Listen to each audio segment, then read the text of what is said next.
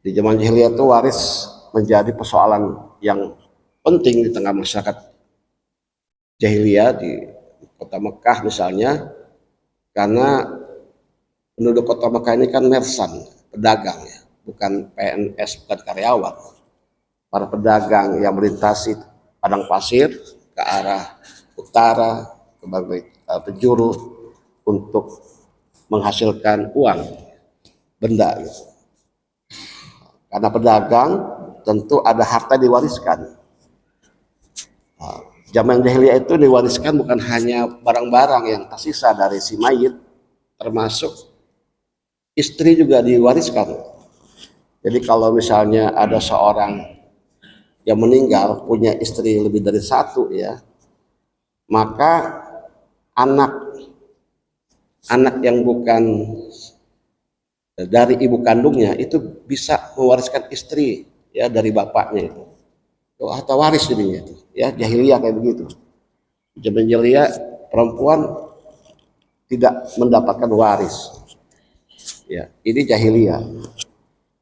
Dan diwariskan juga berhala-berhala diwariskan. Berhala, saya senang kalau ada topik berhala ya, karena ini ada perkembangan berhala. Jadi setiap kurun itu, zaman itu ada berhalanya. Hari ini berhalanya ya AI, bisa ngomong, bisa tanya apa aja ya. Ya, kalau berhala ini di zaman Nabi Nuh sampai Nabi Ibrahim itu jaraknya 1000 tahun. Berhalanya nggak bisa ngomong. Namrud marah-marah itu sama Ibrahim. Tapi berhalanya Nabi Musa, sapinya bisa ngomong, berbicara. Sapinya berbicara, itu bikin geser akidah Bani Israel. Sapi emas bisa bicara. Nah, itu di zaman jahiliyah, zaman Rasulullah SAW, berhalanya sudah upgrade versi 03. Berhalanya bisa bicara, Hubal itu bisa bicara. Hubal bisa bicara. Jadi upgrade itu. Itu berhala itu juga harta warisan. Ya. Jadi ini tentang bagaimana orang jahiliyah ketika itu mewarisi hartanya. Nah, Islam datang kemudian membenahi waris ini, membenahi waris ini, di mana kemudian diatur waris, ya, turun ayat sangat jelas. Jadi ayat tentang waris ini sangat jelas, ya. Surat An-Nisa ayat 7, surat An-Nisa ayat 11, surat An-Nisa ayat 12, surat An-Nisa 176 tentang kalalah. Kalalah itu adalah ketentuan kalau ada orang meninggal tidak punya anak laki-laki dan ayah, maka itu kalalah, hartanya diberikan kepada siapa yang menjadi haknya. Dalam Islam ada 3, 1 karena nasab, 2 karena pernikahan, 3 karena membebaskan budak. Budak itu bisa waris dalam Islam. Itu Islam ya mengatur. Dan ingat, waris itu bukanlah kewajiban, tidak ada itu. Kita meninggal wajib meninggalkan waris, tidak ada. Ya, kewajiban kita syahadat, sholat, puasa, zakat, pergi haji bila mampu ya, jadi paksain juga. Waris itu bukan kewajiban. Ya, kita hidup cari duit, kemudian mati, tidak wajib meninggalkan harta waris, tidak wajib. Bahkan tren hari ini, maaf ya, nggak wajib Pak ya. Jadi jangan Bapak tuh mikir saya warisin apa ke anak saya, yang ada utang di mana-mana kan, apa yang mau diwarisin. Nah, jadi bukan kewajiban. Waris itu bukan kewajiban, dia adalah hak. Nah, waris itu hak bagi ahli waris. Maka rukun waris itu adalah 1, adanya ahli waris, waris sebutnya. 2 adalah yang meninggal, muwaris. 3 adanya harta waris atau tirkah atau miras. 3 rukun itu. Ya, kalau nggak ada harta waris, apa yang mau diwarisin? Nggak terpenuhi rukun waris. Tidak terpenuhi rukun waris, apa yang mau diwarisin? Ya, maka ada cara terbaik juga untuk menghindarkan fitnah waris.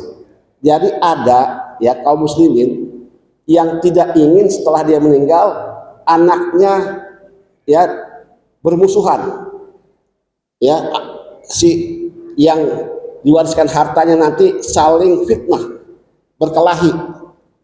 Nah, ada caranya Pak. Ya, karena bukan kewajiban, kita bisa ngeles dari satu hukum tentang waris, bisa kita hindari. Caranya apa Pak? Hari ini caranya dengan mewakafkan.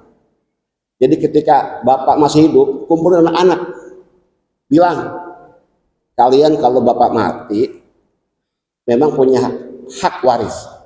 Harta Bapak bisa kalian bagi-bagi sesuai aturan Islam. Tapi ada cara terbaik di luar waris.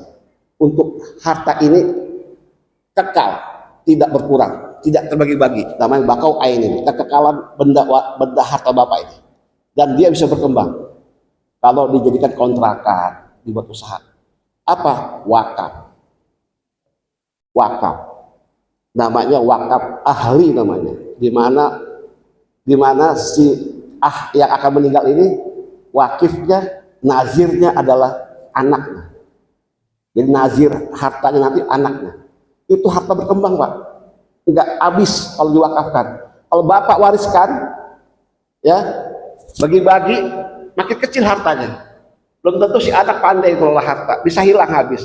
Nanti cucunya kasihan Pak, bisa ngontrak dari jauh. Dapat rumah bersama tinggal, dibagi-bagi, hartanya habis. Tuh anak warisan dari bapaknya besar, ke anak jadi dibagi kecil, ke cucu nggak dapat Pak. Karena anaknya mungkin nggak pandai kelola harta. Ya, cara terbaik adalah untuk supaya harta ini kekal, bako ainin namanya dalam istilah wakaf itu, diwakafkan Pak. Wakaf ahli namanya. Wakaf ada 3 Pak. Wakaf khairi untuk umum, wakaf ahli, wakaf mustarak. Nah ini umat Islam sebagian mengambil posisi ini Pak, supaya nggak ribut. Ya Pak, apalagi kalau punya anak di luar istri yang ada, yang satu misalnya, ya ada istri lain misalnya punya anak, wah itu bikin ribet lagi Pak. Maka caranya seperti itu. Kalau ridho ini ahli waris, datang Pak ke KUA, kepala KUA itu pejabat pencatat ikrar wakaf, diikrarkan Pak, dicatat sebagai harta wakaf, aman Pak. Kenapa? Bapak wakifnya, anaknya nazir, aman, harta berkembang terus, nggak hilang Pak, gitu. Nah ini cara supaya tidak menjadi persoalan fitnah bagi yang Bapak wariskan dan menjadi berkurang hartanya, gitu. Itu cara Pak. Tapi kita bicara bukan wakaf hari ini, bicara waris, ini pengantar saja. Jadi waris itu bukan kewajiban Bapak. Ya, Bapak meninggal, kewajiban pertama dari harta waris, bayarin kain kafannya. Kain kafan dulu Pak. Jangan bagi-bagi waris, kain kafannya, pengurusan jenazah, dikeluarin tuh dananya dari harta waris. Bapak meninggal nih, ibu meninggal, ya punya harta, jangan dulu bagiin Pak. Ya, selesaikan dulu pengurusan mayat Bapak, ya, dari sejak kain kafannya, penguburannya, biayanya berapa, keluarin dari harta waris. Kemudian Pak, ada wasiat, penuhi wasiatnya. Penuhi wasiatnya. Ada utang, bayar utangnya Pak. Jangan harta warisnya ketika Bapak meninggal masih ada hutang, masih ada wasiat yang terpenuhi. Penuhi dulu Pak, berkurangnya itu dulu selesaikan. Setelah Bapak bayarin pemakamannya, kain kafan, penguburan, bayar hutang yang masih ada hutang, selesai. Kemudian yang ketiga adalah wasiat. Wasiat itu tidak boleh lebih dari 1/3 harta Bapak. Selesaikan dulu, baru ada harta waris namanya. Diaturlah dalam Islam pembagian, laki-laki berapa, perempuan berapa. Kalau ada bapak ibu gimana, siapa yang menghalangi supaya nggak waris, siapa yang berhak dapat waris lebih utama, itu ada aturannya. Begitu. Ini tentang waris sebagai pengantar dan diatur betul dalam Islam. Sumber hukum waris kita adalah Al-Quran.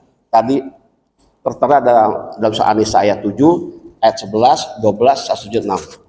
Lalu ada hadis ya yang sangat juga memperinci tentang ayat mengenai waris. Ya. Bahkan dalam hadis dikatakan iza istahalla al-mauludu warisun. Nah, jika ada bayi lahir dia menjerit menangis, itu dapat waris. Jadi kalau ada bayi baru lahir Pak, di bayi lahir nih istahalla, dia menjerit nangis, udah dapat waris. Ya, jadi jangan nunggu dia balik dulu. Dalam Islam enggak, Bahkan ulama mengatakan sejak di dalam rahim jadi janin juga sudah dapat waris. Masalahnya dia perempuan laki-laki kan gitu kan. Tapi kalau ada janin yang sedang tumbuh dalam perut seorang ahli waris, itu dapat Pak. Ya, tapi nunggu dulu lahir ini laki-laki atau perempuan gitu. Jika istahala dia menjerit nangis, nah itu udah dapat waris. Nah, itu hadisnya begitu ya, hadis tentang waris. Kemudian sumbernya adalah ketiga ijma, kesepakatan para sahabat.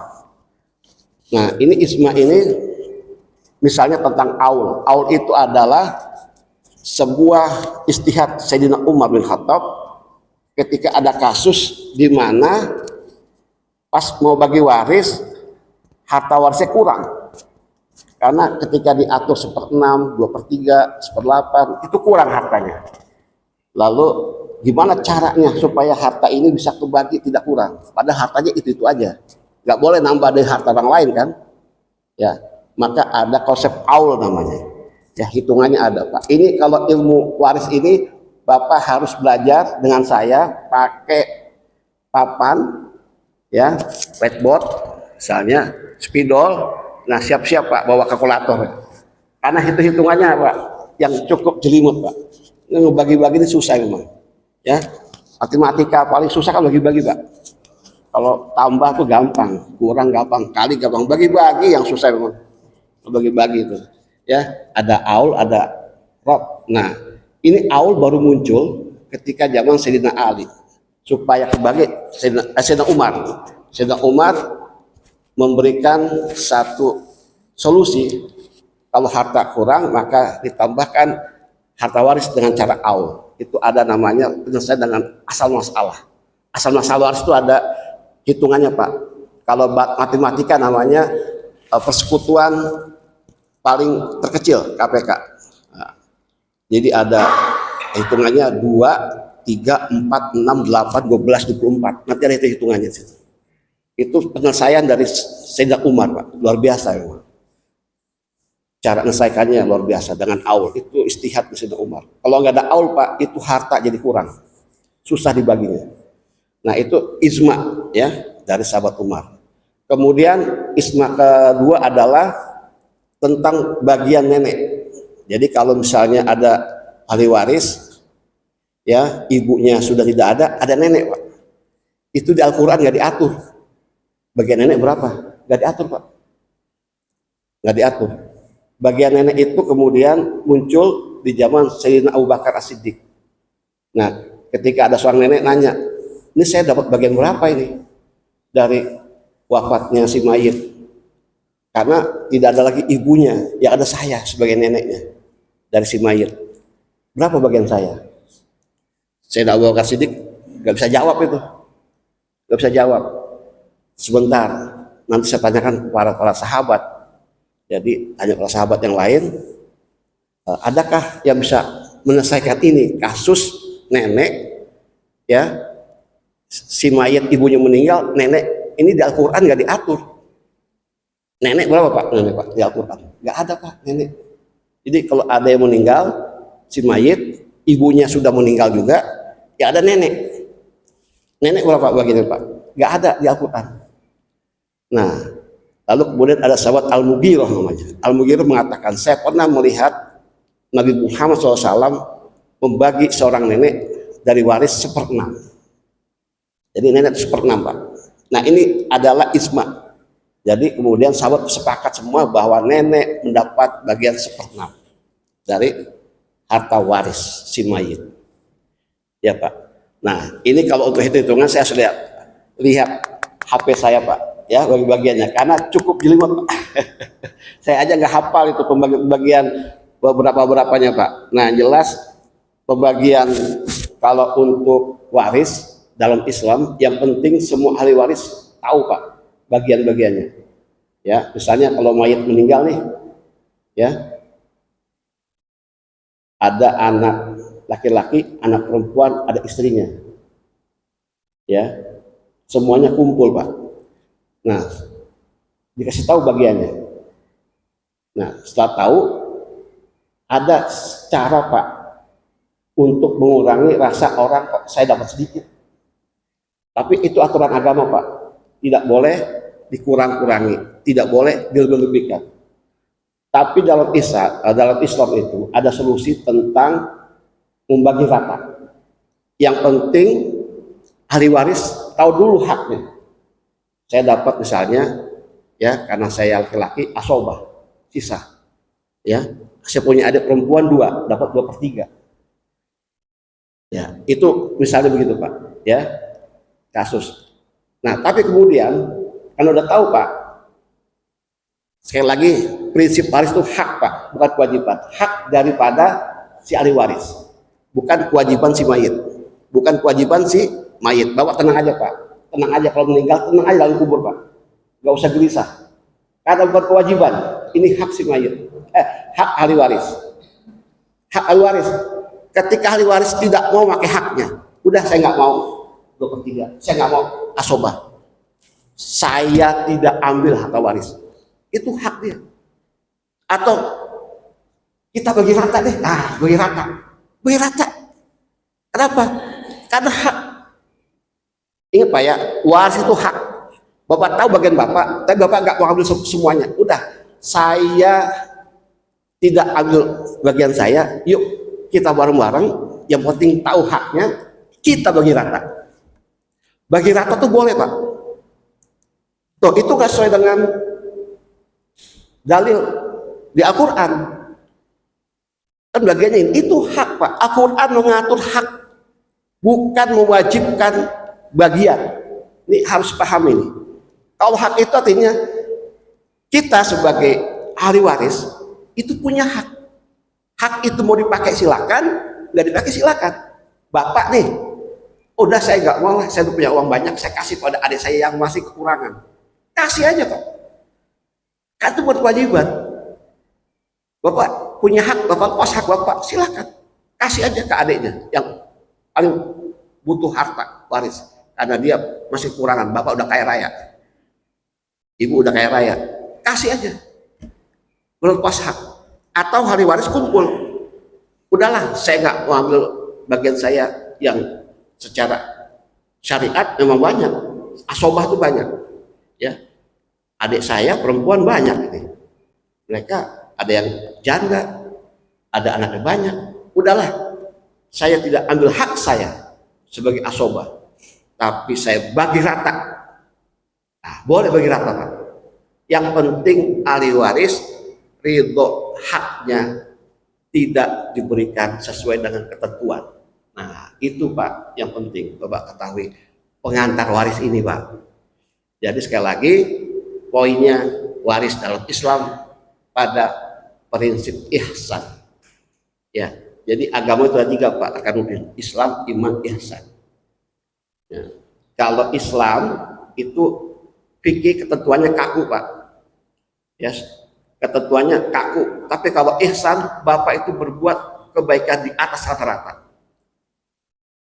Ya, jadi pakai ihsan akhirnya solusi untuk supaya orang merasa tidak terbebani atau mungkin merasa kurang dengan aturan, tapi itu adalah hak dia Pak. Bapak kalau ingin berbuat baik sebagai ahli waris, ya saya ingin berbuat baik pada adik saya yang kekurangan, lepas hak Bapak boleh. Ya, lepas hak Bapak boleh. Ngasih hak Bapak ke ahli waris yang kekurangan boleh. Nah, itu namanya berihsan.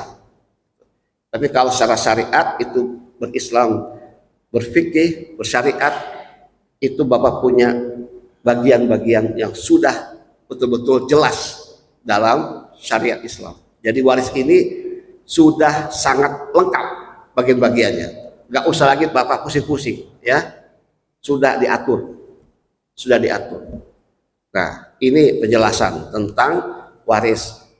Bagiannya ada yang 1/3, ada yang 1/6, 1/4, 1/8, ya Pak. Ada yang 1/12 Pak, bahkan ada yang 1/24 dalam sebuah hitung-hitungan di pembagian waris Pak. Ya, karena posisi daripada hitung-hitungan di jumlah hartanya Pak. Itu kalau saya sebut 24 itu adalah untuk asal masalah. Jadi asal masalahnya itu nanti Bapak tadinya seperenam, seperdelapan, ketemu asal masalah bisa 12 Pak, bisa 24. Itu matematika warisnya, gitu, di asal masalah. Ya, jadi ini sekedar pengantar. Sebelum waktunya nanya ya. Tapi kalau mau diselesaikan di sini untuk dibuka pertanyaan, silakan Pak. Ya, tentang masalah waris. Ya, jadi Bapak sekali lagi harus diperhatikan, hukum Indonesia ini ada menggunakan hukum perdata, ada menggunakan hukum Islam dalam waris. Tapi harus ingat ada namanya keputusan Mahkamah Konstitusi nomor 46 PUU 8 Romawi 2010, di mana diatur hak waris bagi anak di luar pernikahan. Dalam Islam Pak, anak hasil perzinahan tidak dapat waris. Jadi kalau ada ini Pak, married by accident, nah nikah karena kejadian, ini anak kan jadi anak zina Pak. Ya, ketika bapak biologisnya meninggal, dalam Islam tidak dapat hak waris. Tapi itu kita hidup di negara Indonesia Pak. Mahkamah Konstitusi memberikan hak waris terhadap anak hasil zina. Ya, keputusan MK nomor 46 garis miring PUU 8 Romawi garis miring 2010, di mana anak di luar nikah berhak mendapatkan waris ke jalur ayah biologisnya. Jadi kalau ayah biologisnya meninggal Pak, dia punya anak hasil zina laki-laki, dapat asobah. Loh, ini nggak sesuai dengan aturan Islam, tapi ini keputusan negara Pak. Mahkamah Konstitusi sudah menetapkan. Mau apa Pak? Bapak nggak bisa kuat-kuatan misalnya kita harus menerapkan syariat Islam. Tidak ada itu. Hadisnya jelas hadisnya Pak. Anak hasil zina tidak mendapatkan hak waris Pak. Jelas Pak. Tapi MK, Mahkamah Konstitusi sudah memutuskan anak hasil zina mendapatkan hak waris. Jadi kalau ada anak hasil zina menggugat bapaknya, ya, yang sudah meninggal kepada ahli waris yang sah, gitu kan, secara syariat, ya, kalau diajukan hak dia dapat haknya Pak. Ya, kalau laki-laki dapatnya ya asobah, gitu. Kalau anak perempuan dia sendirian setengah. Kalau dia ada saudara perempuan lagi 2/3, kan begitu Pak. Nah, gitu ya. Jadi ada aturan yang ditetapkan 2010 Pak. Nah, kemudian bagaimana dengan suami yang punya istri banyak? Nah, itu juga haknya dapat semua Pak. Ya, haknya semua Pak. Suami di luar pernikahan sah, sebut nikah sirri. Padahal itu salah Pak. Istilah sirri itu diam-diam. Jumhur ulama mengatakan nikah sirri itu adalah haram Pak. Nikah siri itu nikah di mana ketika terjadinya ijab kabul pernikahan, yang tahu dia nikah adalah saksi, kemudian pasangan udah mempelai dan yang menikahkan. Tapi kemudian dikatakan nanti setelah ijab kabul jangan ada yang memberitahu kepada siapapun bahwa kalian sudah nikah. Yang tahu cuma kita aja, ya, rahasiakan. Jadi ketika mereka selesai ijab kabul nggak ada yang tahu Pak bahwa mereka menikah. Itu nikah sirri namanya, haram hukumnya Pak. Nah, di Indonesia ini sementara prakteknya adalah nikah urfi yang banyak Pak. Urfi itu nikah tidak dicatat di KUA. Urf itu adalah adat. Urf itu sesuai syariat Islam Pak. Jadi kalau ada misalnya seorang yang meninggal nih, tiba-tiba ada perempuan datang ke rumahnya, saya istri si mayit, mana surat nikahnya? Nggak ada, karena saya nikah siri. Bukan nikah siri Pak, nikah urfi maksudnya. Nikah dia resmi Pak secara Islam. Ya, ini istilah yang berbahaya nih. Ya, saya dapat dari guru saya ketika saya gaji di Selangor, Malaysia. Saya gaji ke seorang namanya Profesor Dr. Kiai Haji Musa bin Fatul Harun. Dia dokter 2 kali Pak di Al Azhar, Mesir. doktor fikih usul fikih Al Azhar, dia menulis kitab Nizamul Usrah, sistem keluarga dalam Islam. Dia mengatakan, saya ngaji khusus tentang pernikahan Pak, dan saya sarjana S1 saya pernikahan Pak, S1 saya itu tentang NTCR Pak, nikah, talak, cerai rujuk, sehingga waris ini betul-betul saya ya perdalami juga karena kuliah. Nah, kata guru saya ini di dalam kitab Nizamul Usrah, sistem keluargaan, dia katakan ada istilah yang keliru di Indonesia, istilah nikah urfi dengan nikah sirri. Nah, nikah sirri itu nikah yang diharamkan, tapi prakteknya bukan sirri Pak, urfi. Urfi itu ada penghulunya, saksinya, maharnya, dan orang tahu Pak, dia nggak nutup-nutupin, dia nikah, tapi nggak tercatat di KUA Pak. Itu urfi namanya. Nah, ini istrinya sah Pak. Kalau nikah siri haram, pernikahannya haram, batal Pak.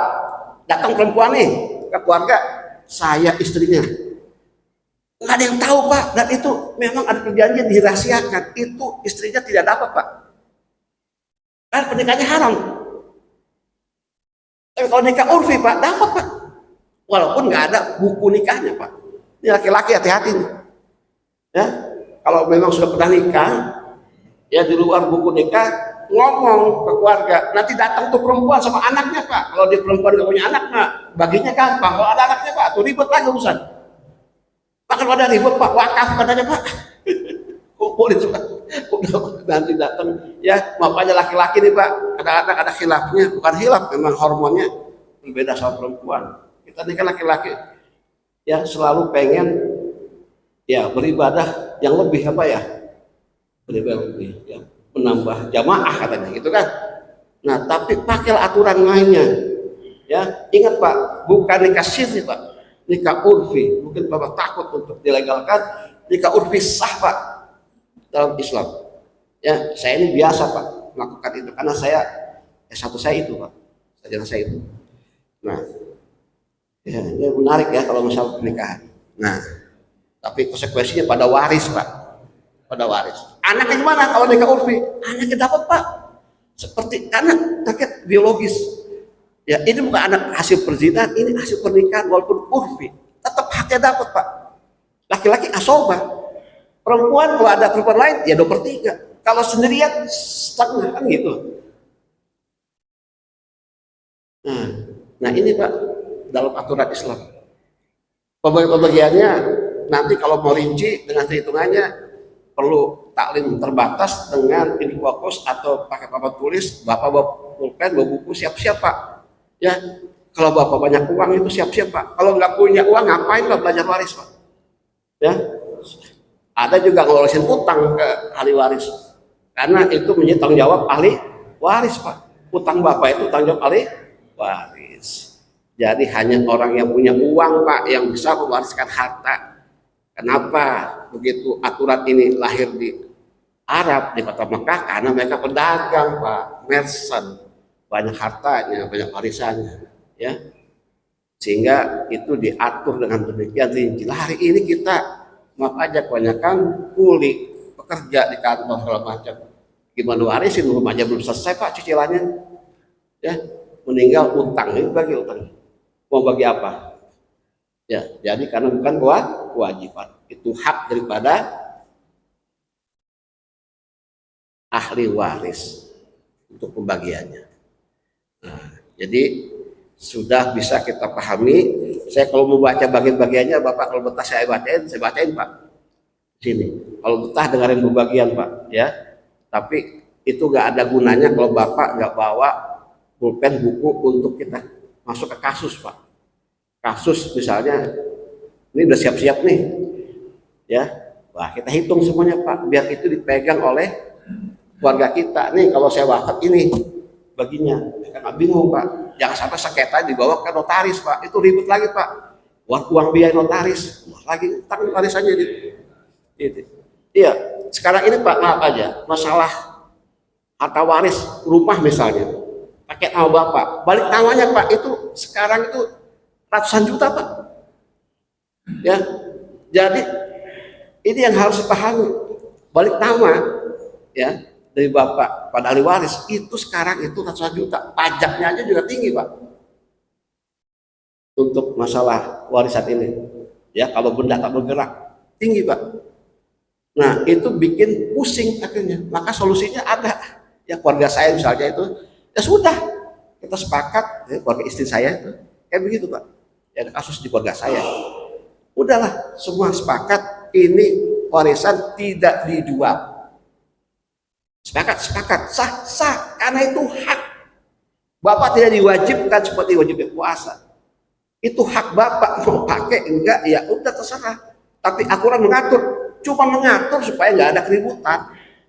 Gitu. Jadi pakailah hak bapak, misalnya, atau tidak dipakai, itu terserah bapak. Ingin lebih aman supaya ini tidak keributan, semua sepakat. Nah baru notaris dihadirin pak. Dihadirin ke notaris bahwa kami ahli waris sepakat untuk tidak membagi harta waris ini sesuai dengan aturan. Kami melepaskan hak kami. Gitu. Kami jadikan ini warisan orang tua kami sebagai harta bersama keluarga untuk turunan kami. Nah notaris mencatat pak. Tuh, dicatat tuh bahwa gak ada pembagian. Nah cuman bagian gimana nih? Untuk kemudian menjadi kontrakan misalnya, tidak mau dibagi pak, dibagi pakai hitungan waris misalnya. Tapi harta ini nggak jadi hak milik, tapi dibagi sesuai waris bisa pak. Nah ini artinya menggunakan hak atau melepas hak untuk apa? Agar tidak ada keributan, agar tidak ada percecokan, ya agar ya ini sampai harta ini bisa berkembang, ya karena jadi kontrakan, tidak habis di generasi ketiga misalnya, di cucu, karena anak ini nggak bisa kelola dengan baik hartanya, gitu pak. Gitu. Ini solusi, ya. Sekali lagi bapak mau cari yang susah atau yang mudah gitu.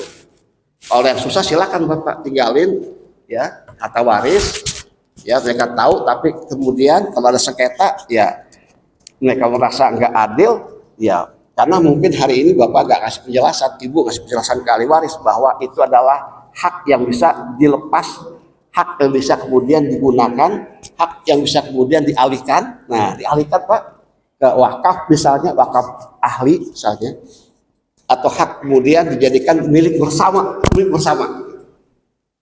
Nah itu fleksibilitas hak pak, namanya hak pak, ya bukan kewajiban. Jadi dalam Islam itu namanya waris betul-betul memperhatikan kepada orang-orang yang ditinggalkan. Ya. Yang intinya adalah kalau misalnya kita meninggal, yang berhak adalah anak kita pak, anak biologis pak, gitu. Walaupun dari istri urfi. Nah, kemudian adalah istri kita, kalau kita punya istri. Nah, kalau kita meninggal, kita juga prioritas dapat warisnya. Ya, bapak ibu kita juga dapat dari warisan kita. Sedangkan paman, saudara kandung terhalang pak, terhalang adanya anak kita, ya, adanya istri kita. Jadi saudari istri nggak dapat karena ada istri kita. Nenek terhalang oleh ibu, kakek terhalang oleh bapak. Jadi ada penghalang yang intinya yang dapat adalah mereka yang memiliki kedekatan dari si mayit dari hasil pernikahan maupun nasabnya. Bapak kandung, ibu kandung itu tidak terhalang, anak kandung nggak terhalang, istri nggak terhalang, suami nggak terhalang. Sedangkan paman, keponakan terhalang, Pak. Ya, jadi prioritas ini dulu. Kalau nggak ada sama semua ini, ya sudah pada meninggal, bahkan nggak ada paman, nggak ada ponakan di Arab itu budak pak dapat, budak yang dimerdekakan dapat. Kalau misalnya tidak ada satupun ahli waris dari hubungan pernikahan, tidak ada satupun ahli waris dari hubungan ya nasab, nggak ada. Dia meninggal nggak ada semua tuh, tapi itu punya budak. Budak yang pernah dia merdekakan, budak laki-laki. Nah budak itu dapat harta dari si meninggal. Itu kalalah. An-Nisa ayat 176 itu aturannya. Ya, itu kalah lah. Nah, ya, dibagikan kepada budak. Ya. Jadi sekali lagi aturan-aturannya kalau saya urai ketentuannya pada persoalan bagaimana hak itu diketahui oleh ahli waris. Ya Pak, diketahui oleh waris. Ya. Dan kalau misalnya ahli waris ini meninggal, misalnya ada satu keluarga nih, bapaknya meninggal, punya anak laki-laki satu, anak perempuan dua. Nah, istri dapat 1/6 dari harta waris. Anak laki-laki dapat asobah. Asobah sisa, Pak. Sisa itu gede, Pak. Dalam hitungan waris nanti kalau ada kasusnya akan saya ceritakan asobah itu hitungannya. Anak perempuan karena 2 orang, 2/3. Nah, si anak ini udah punya anak lagi, Pak. Udah nikah, punya anak. Nah, anak laki ini meninggal, Pak. Maka cucunya dari si mayit, dari anak laki meninggal itu dapat, Pak. Dia cucu dapat, Pak. Jadi di harta waris itu, Pak, dia akan menuntut haknya dari keturunan si ahli waris. Ya, Pak. Jadi kalau misalnya bapak meninggal, punya anak laki, anak laki punya anak lagi karena udah menikah, cucu bapak itu. Si anak laki meninggal, maka cucu dapat, Pak. Nggak terhalang. Tergantung cucunya ini laki-laki atau perempuan. Ya, kalau laki-laki dapat asobah, sisa. Nah, itu hitungan begitu tuh. Nah, ini kan kasus-kasus nih. Saya nggak mau Bapak pusing di pengajian pertama ini dengan hitung-hitungan. Ya, tapi yang jelas Bapak hitung-hitung aja hari ini nih. Ya, saya kalau meninggal, saya ninggalin apa? Kalau ninggalin utang nggak usah hitung-hitung waris, Pak. Ninggalin apa itu hartanya. Hartanya itu kalau harta bergerak diuangkan. Bapak yang ngasih tanah kepada waris, semuanya harus dikonversikan dalam mata uang. Mata uang rupiah, Pak, jangan dolar. Mata uang yang berlaku di negeri itu. Jangan ngasih misalnya ahli waris, Bapak punya mobil 5, kasih mobil, salah, Pak. Kasih kamar, rumah dibagi kamar-kamar, kasih kamar 1 buat sini, salah, Bapak. Ya, harta waris itu harus dikonversikan dalam bentuk uang. Dihitung jumlahnya berapa, uang itu yang dibagi, bukan ngebagi motor satu dapat setrikaan, satu dapat kipas angin. Ya gimana, Pak? Itu bukan pembagian waris. Pembagian waris itu ketika ada hitungannya, harta waris dikonversikan ke rupiah. Ya, dijual dulu, Pak. Karena harga hari ini itu belum tentu sama dengan harga yang akan datang, mengalami namanya inflasi, penyusutan, segala macam. Jadi harus cepat diuangkan misalnya. Tapi hak Bapak sebagai mayat itu diberi dulu. Bapak bayarin dulu, dibayar dulu jenazah Bapak. Tadi kemudian wasiat dipenuhi, ya. Kemudian hutang dibayarin. Hartanya yang bergerak maupun tidak bergerak itu bangunan, tanah segala macam diuangkan semua. Nah, uang itulah yang dibagi, ini loh 1/2, ini 2/3, ini 1/6, ya ini 1/8, ya ini 2/3, itu, Pak. Ya, jadi bukan dalam bentuk benda natura, ya dalam bentuk uang yang berlaku di negeri ini. Itu waris. Siapakah yang mengatur? Yang mengatur adalah ahli waris yang tahu tentang warisan. Jadi ilmu waris itu penting, ya, dipelajari oleh setiap rumah tangga kita. Jadi harus ada orang di rumah kita yang tahu ahli waris. Bapak nggak usah panggil ustadz di luar. Kalau Bapak sudah punya ilmunya, ngapain? Ya, ini bukan, ya, bukan jual beli ini hak. Nah, Allah ada tentukan gitu. Kalau Ustadz diundang ke rumah Bapak untuk sekedar memberitahu haknya sekian, Bapak nggak boleh mengatakan kewajiban, wajib jangan, terserah ahli waris mau apa enggak. Sebagai Bapak yang ahli dalam waris, jangan pernah mewajibkan kewajibannya begini loh. Nah, salah itu Pak. Ngomong ini haknya sekian, mau nggak digunain? Oh enggak lah, saya kasih aja ke adik saya yang susah. Udah selesai itu. Jadi memandang pembagian waris dalam syariat Islam, ketentuan Al-Quran itu adalah tentang bagaimana hak itu diketahui oleh ahli waris, diketahui Pak. Ya, bukan ahli waris itu menggunakannya. Kenapa? Udah tahu kok, tapi saya nggak mau pakai hak itu. Saya ridho, saya ikhlaskan. Karena itu hak, lepas aja. Gitu. Jadi tugas Bapak hanya sebagai orang ahli waris ya, ngasih tahu kepada ahli waris bahwa kalian punya hak.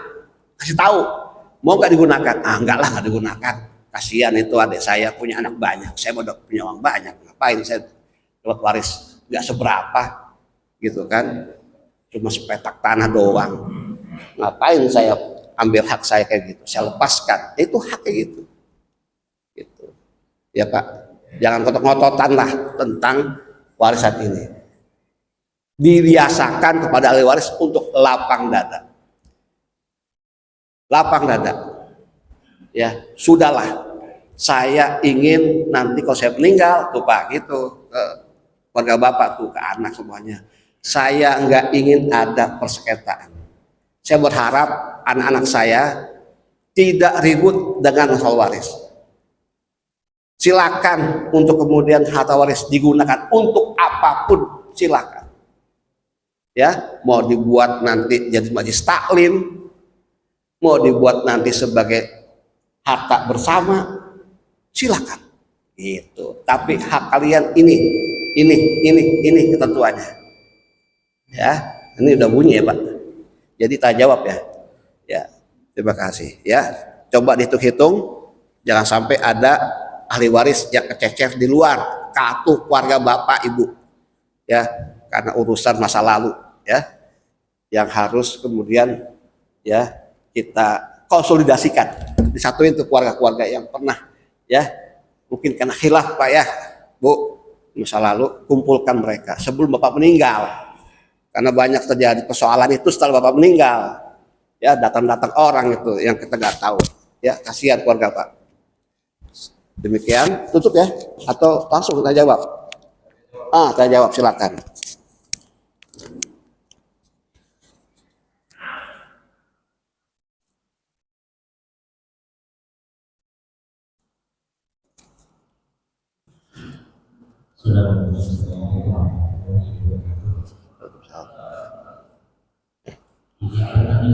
Ada beberapa pertanyaan satu-satu dulu. Ya. Yang pertama, pernah tadi menyinggung pernikahan seperti Ya. tentang si pernikahan. Setahu saya semua perempuan di sini nanti dijelaskan. Tadi kan nikah siri itu nikah yang tidak diberitahukan pada orang lain. Ya. Nah, setahu saya bukankah itu termasuk nikah batin? Kalau misalkan laki-laki menikah lagi tanpa memberitahu istri yang pertama, apakah itu termasuk nikah siri juga atau bukan? Baik. Ya. Pertanyaan bagus nih, pernikahan ya. Baik, Bapak sekalian. Dalam Islam memang tidak ada kewajiban bagi seorang laki-laki untuk nikah lagi memberitahukan kepada istrinya. Itu pertama. Atau minta izin. Nggak ada Pak. Nggak ada Pak ya. Ini urusannya di mana Pak? Di rukun Islam, di fikih namanya. Saya harus jelaskan pelan-pelan nih Pak. Ini banyak orang keliru memahami Islam hari ini karena nggak memahami adanya Arkanuddin. Islam itu ada 3 pokok ajaran, trilogi ajaran Islam. 1 Islam, 2 iman, 3 ihsan. Ini sumbernya sahih dari hadis Sayyidina Umar ketika mereka Jibril menyamar sebagai laki-laki, bertanya ke Rasulullah SAW tentang apa itu Islam, apa itu iman, apa itu ihsan. Apa tuh ihsan? Anta budullah ka'annaka tarahu falam tarahu fa innahu yaraka. Engkau beribadah seakan-akan engkau melihat Allah. Kalau tidak, pasti Allah melihat engkau. Ini rukun ihsan namanya. Ya, rukun ihsan. Rukun iman itu 5, rukun iman itu 6, rukun Islam itu 5, rukun ihsan 1. Nah, ini dulu Pak memahami tentang Islam. Ini terkait dengan nikah siri itu Pak. Atau nikah tanpa izin ke istri pertama. Dalam, ya ini kaitan Pak. Ketika kita beragama hanya dengan Islam saja, tidak melibatkan ihsan, itu maaf aja Pak, beragama tanpa adab. Tanpa adab. Ya, contoh Pak, Bapak sah gak sholat ke masjid ini nggak pakai baju Pak, telanjang dada? Secara fikih sah Pak, asal pusar Bapak ketutup, dengkul sampai lutut ketutup, pakai celana boxer. Ya, Bapak masuk masjid nggak pakai baju Pak, telanjang dada, sah Pak, sah. Tapi nggak ada adabnya Pak, nggak ada ihsannya. Itu ihsan. Bapak nikah lagi tanpa izin istri, itu sah secara Islam. Tapi Bapak tidak ihsan atau tidak beradab. Itu aja Pak.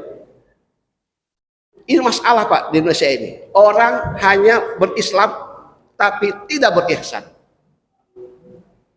Bapak masuk masjid silakan Pak.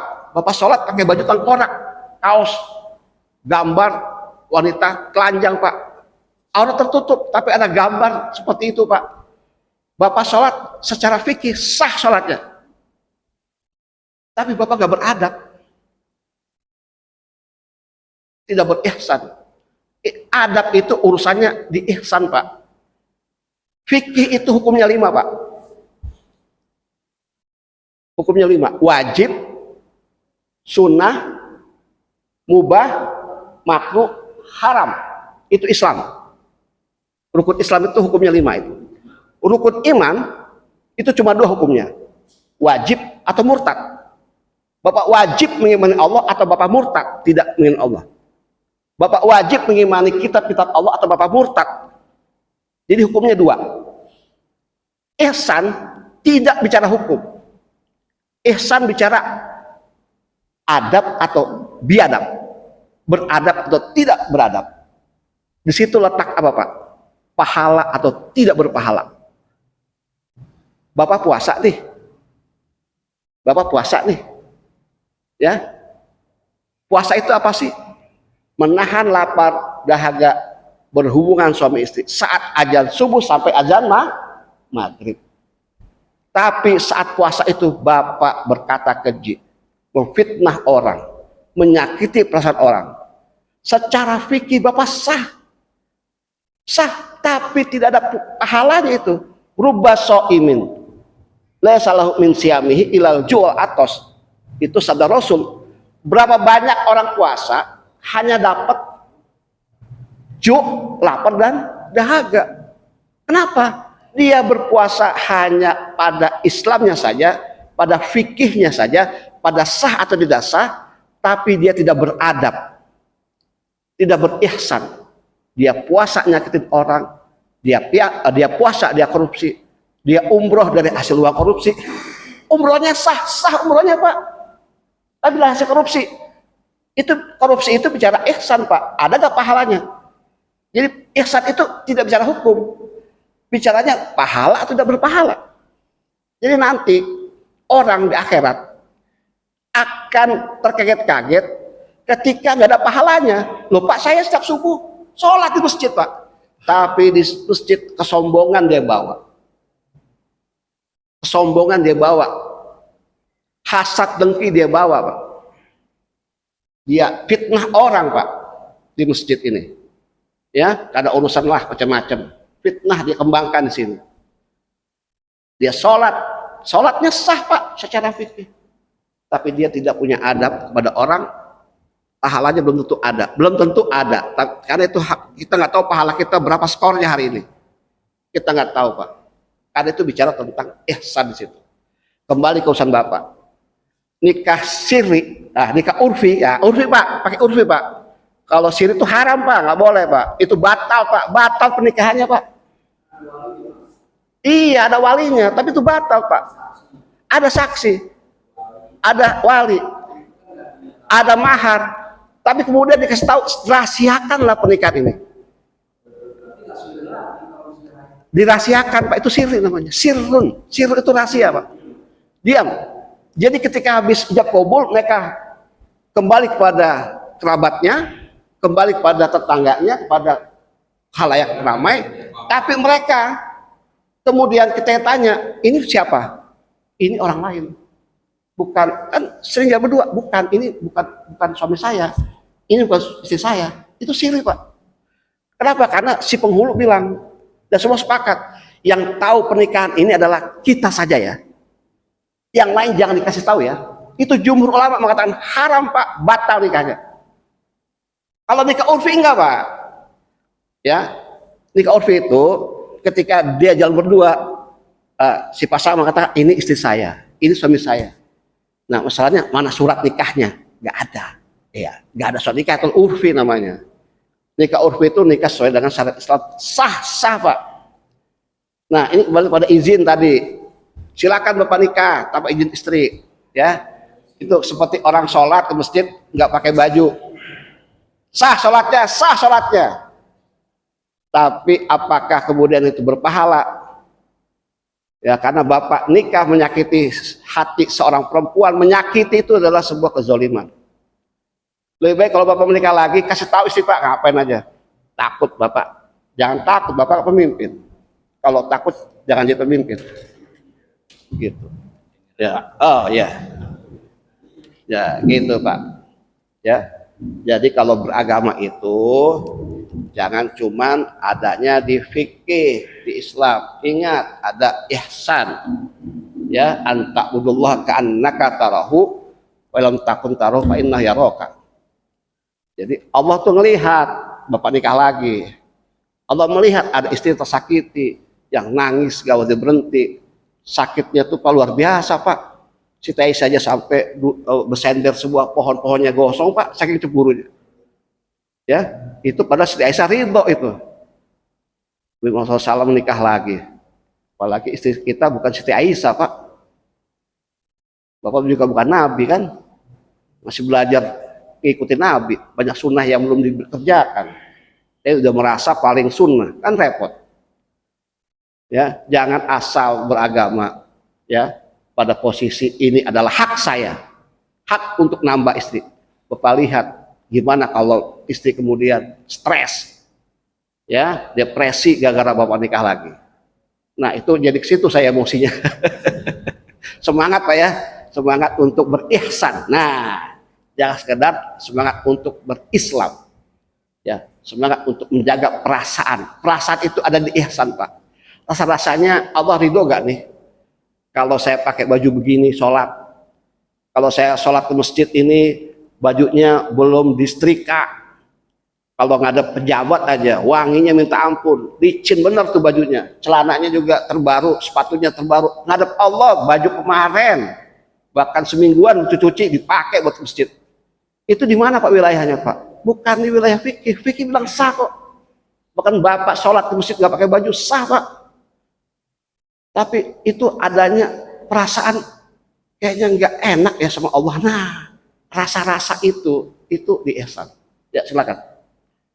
Terima kasih. Ada dua pertanyaan lagi dari saya singkat. Pertanyaan selanjutnya itu seberapa mungkin sih apa pembagian waris? Kan tadi ada pembahasan kalau misalkan hak yang diwaris itu tidak dibagikan maka tidak dibagikan. Nah, apakah ada dampak bagi apa namanya yang meninggal atau yang wafatnya? Apakah saya pernah dengar kalau misalkan warisnya tidak segera dibagikan, nanti jasadnya atau wafatnya itu yang wafat tertahan pahalanya dan lain sebagainya. Itu yang pertama. Kemudian kedua, kalau misalnya tadi dibahas ada orang-orang tertentu saja yang bisa mewariskan termasuk yang punya harta, apakah ada minimal misalnya harus 10 juta misalkan, kalau di bawah 10 juta nggak usah dibagikan, atau tidak ada bisa adanya hartanya tapi tetap dibagikan warisnya? Ya, jadi Itu utang tuh yang tergantung tuh utang. Bukannya waris, Pak. Bapak nggak bagi waris dan ahli waris juga diam-diam aja. Bapak meninggal nih, harta waris sampai hari ini belum dibagi-bagi Pak sama anaknya. Bapak, kenapa anaknya udah bisa cukup? Biar aja tuh buat si cucunya tuh yang lagi pengen punya tempat tinggal, kasihan. Dibiarin oleh waris. Itu si mayat gak ada urusan, Pak. Karena itu urusan yang hidup, Pak. Selesai Bapak ada urusan dunia, itu harta udah putus dengan Bapak. Bapak hanya dapat satu dari sedekah jariah, ilmu bermanfaat kayak begini, Bapak ajarin lagi ilmunya. Kemudian orang lain ngajarin lagi, Bapak meninggal, ilmu itu menjadi jari mengalir. Kemudian anak soleh, doa anak soleh. Nah itu yang masuk ke kubur. Urusan harta Bapak hilang, tapi hutang iya. Hutang itu menggantung, maka hutang dibayar. Kalau waris mah urusan itu mau dipakai, mau diambil atau mau digunakan oleh ahli waris, terserah ahli waris, Pak. Kan ada kasus sudah meninggal bapaknya bertahun-tahun, ahli waris nggak mau bagi-bagi, Pak. Kenapa? Ya ngapain dibagi, ya kita cukup. Jadi apa? Jadi rumah keluarga. Jadi harta keluarga. Gitu. Rumah adat jadinya. Jadi rumah adat, Pak. Buat kumpul semuanya. Jadi kalau lebaran kumpulnya di rumah ini. Kenapa? Ya rumah ini mah susah. Ini aja yang gedean rumah bapak kita. Jadi kita jadikan sebagai museum. Nah, ada Pak, ada kasus di keluarga muslim menjadikan peninggalan orang tuanya sebagai museum. Kenapa? Ada kenangan-kenangan yang kita merasa emosi kita di situ semua. Sehingga waris merasa kalau dibagi hilang kenangan kita. Nah, kenangan itu mahal, melebihi harta yang dibagi. Maka kita nggak mau itu. Biar aja rumah jadi museum keluarga. Kursinya, mejanya ditata semua, kan ada kenangan di situ. Boleh nggak? Boleh Pak. Itu urusan si ahli waris, bukan urusan Bapak lagi. Mau diapain kayak gitu kan? Ya, ada nggak Pak kayak gitu? Ada Pak. Saya punya kasus tuh keluarga yang bapaknya meninggal, rumah si bapak jadi museum.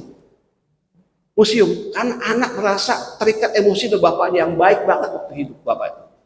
Kenangannya di situ. Gitu. Ketika Lebaran, kumpul semua di situ. Di rumah bapaknya jadi museum. Satu pun barang nggak dijual Pak. Itu ada Pak kasus Pak, saya temuin Pak. Ya nggak apa-apa. Ini bukan sesuatu yang diwajibkan waris itu untuk dibagikan. Nggak ada Pak kewajiban bagi waris itu, nggak ada Pak. Nggak usah pusing Pak dengan harta Bapak itu.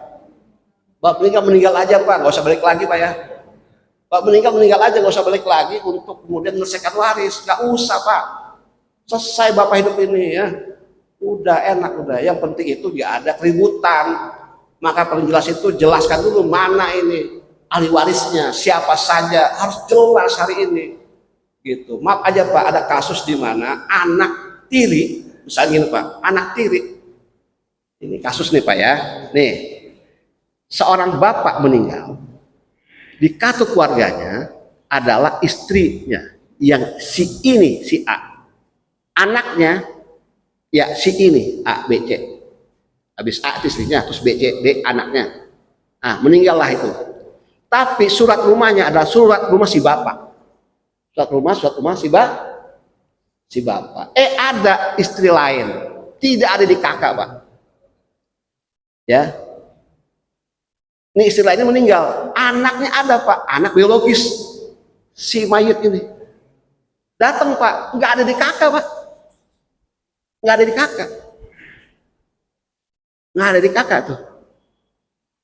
Nah, anak-anaknya merasa itu rumah sudah diberikan oleh si mayit kepada ibunya. Tapi surat rumahnya masih surat nama bapaknya Pak. Ini main perasaan nggak bisa Pak. Ya datang ke notaris, mana anak dari si mayit ini Pak yang di kakak.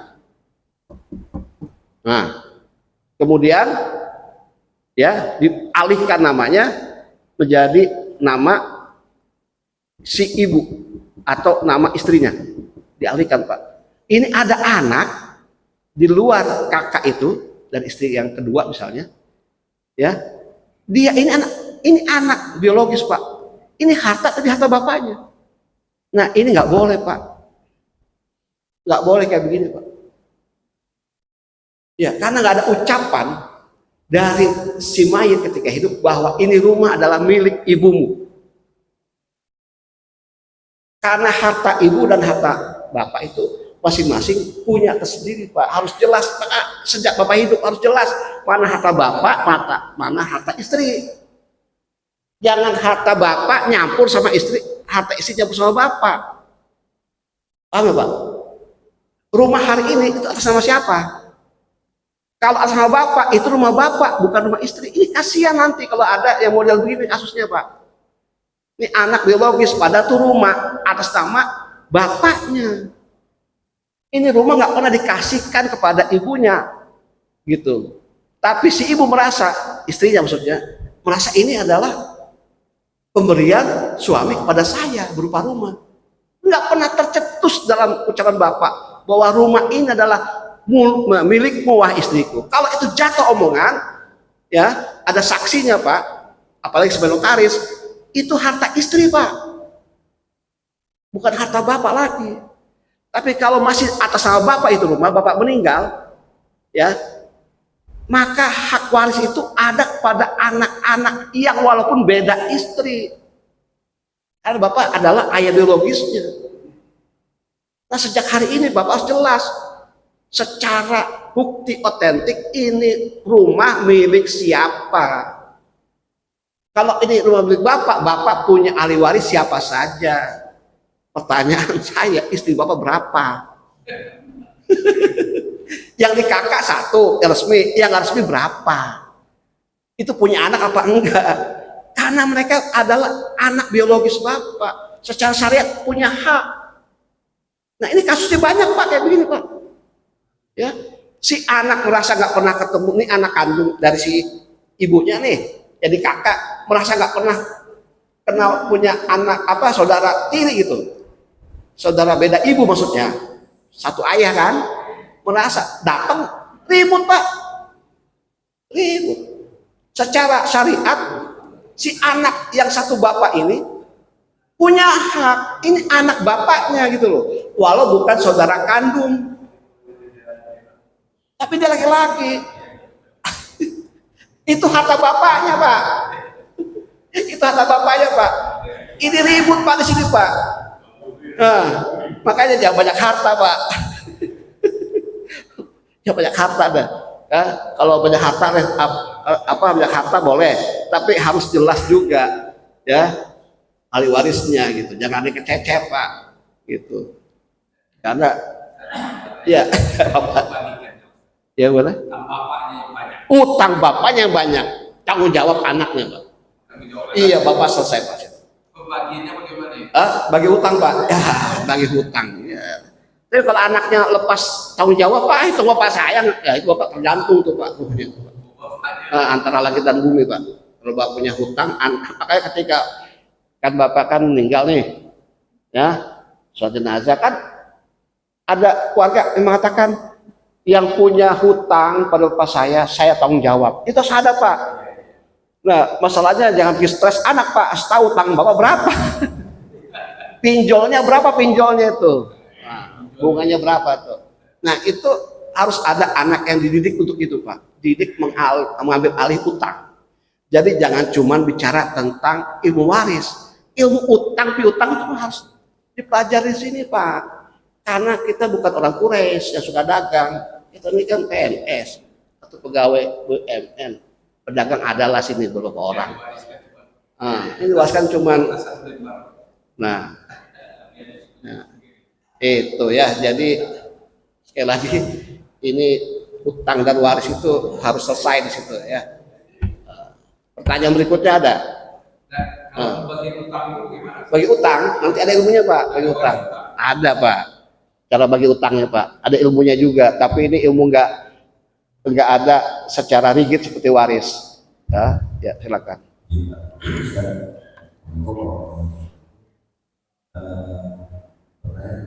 Wasiat, bagaimana kalau wasiat itu disampaikan, wasiat itu tanpa saksi,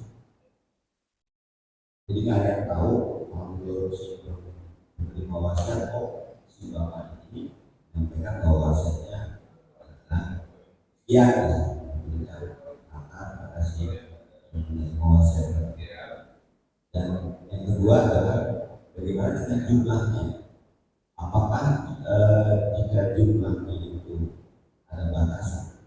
Apakah wasiat yang disampaikan oleh si wasiat tadi apakah tetap berlaku atau kata kalau sebenarnya kami ada batasannya, tapi saya lupa apakah ada batasannya.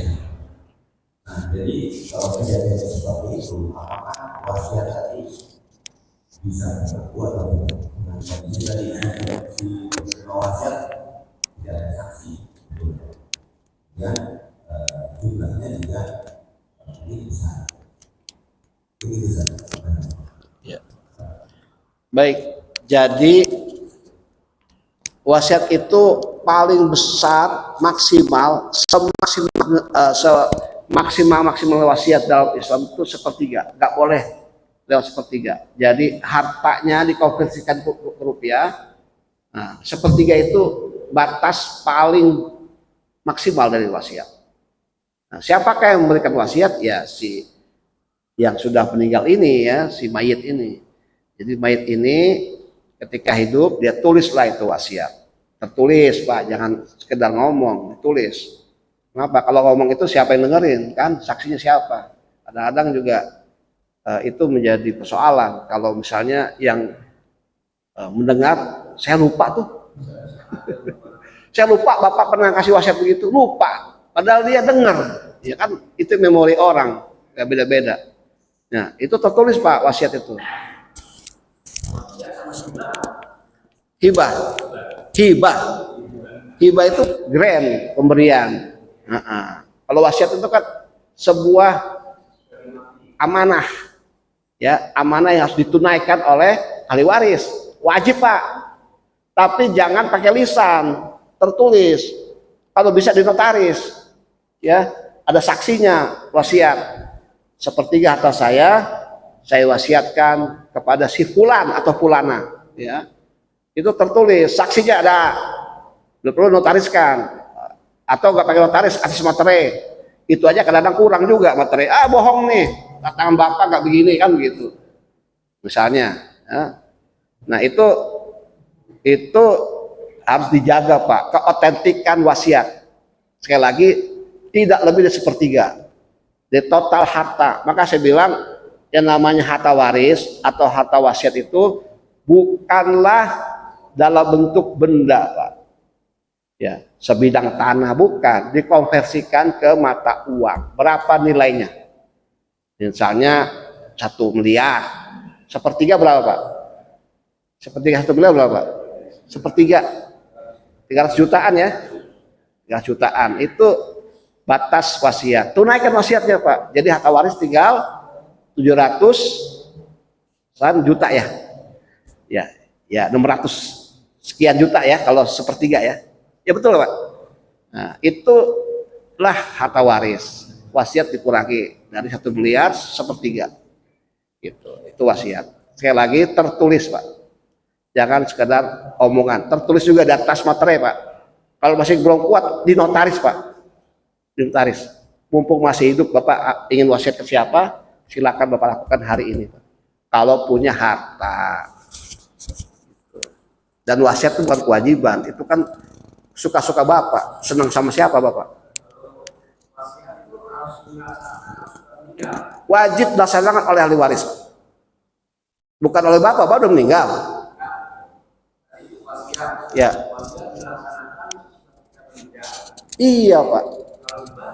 Kalau hibah itu Bapak masih hidup, kasih ke orang, kasih aja Pak. Bapak mau hibah motor, kasih aja ke orang lain. Iya. Kalau wasiat dibagikan setelah Bapak meninggal. Jangan waktu hidup dibagikan. Ini persoalan, benar Pak. Ada kejadian. Bapak masih hidup, dibagi-bagi tuh. Nih wasiat saya bagiin sini. Itu bukan wasiat namanya. Atau ada kasus Pak, Bapak masih hidup, harta dan dibagi-bagiin ke ahli waris. Bapak masih hidup. Ini rukun warisnya udah nggak sesuai. Rukun waris itu harus ada mayit Pak. Bapak mayat yang berjalan. Kalau belum meninggal harta dibagi-bagi, waris. Tapi ada kejadian kayak begitu Pak. Ada kejadian Pak. Bapak masih hidup, anak sudah ribut warisan. Bagian saya mana Pak?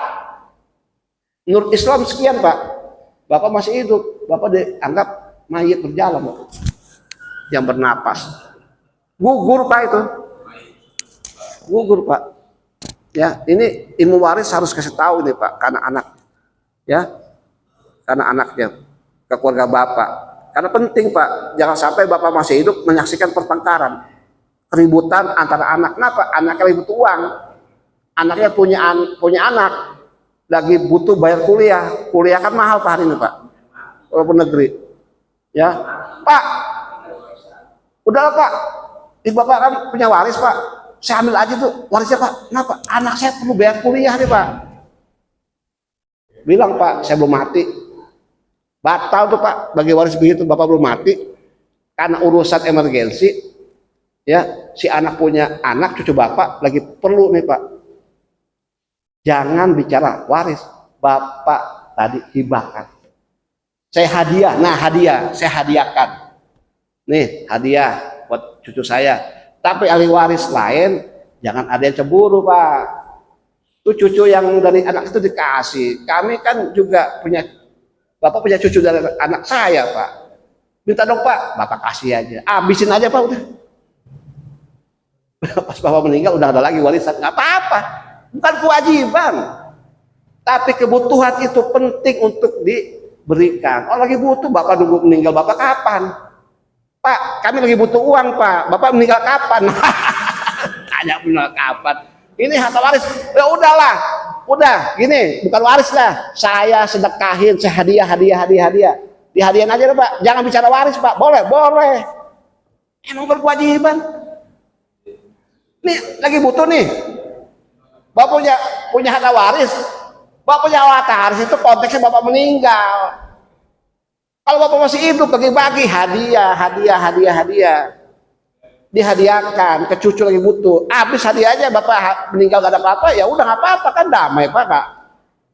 Dikubur mulai atau Bapak datang ke rumah anak ribut warisan gak ada lagi udah dihadiahkan. Boleh.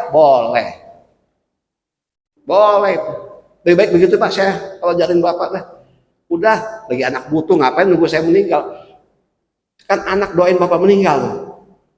Kalau Bapak saya meninggal ya, lagi butuh, itu berarti salah paham tentang waris, tentang bahwa harta itu bisa dibagi ketika Bapak meninggal. Kan Bapak biasa ngasih ke anak kan, ngasih motor, ngasih ini. Kenapa ketika mereka menikah Bapak nggak kasih? Bapak bilang nanti diwariskan, jangan. Lagi butuh hari ini, nunggu Bapak meninggal masih lama. Nggak tahu kalau meninggal, jangan anak dulu yang meninggal, Bapak belakangan, umur panjang. Nggak ada yang tahu namanya umur.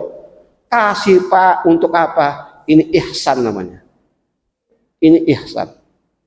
Bapak habiskan harta buat keluarga itu ihsan di situ. Jangan pernah berpikir tentang saya nanti wariskan apa, karena bukan kewajiban. Berbuat baiklah kepada kaum kerabat. Surat Al-Baqarah ayat 177. Itu albir Pak, kebaikan. Ya, zawil kurba. Ya, Bapak kasih harta terbaik kepada zawil kurba. Terbaik karena lagi butuh. Nah, itu zawil kurba itu tidak ada urusan dengan waris Pak. Tapi Bapak ngasih kebaikan albir di situ. Tidak ada namanya gini Pak. Ada khair. Khair itu kebaikan umum. Khair itu ada ihsan, ada ma'ruf, ada bir. Khair baik itu umum.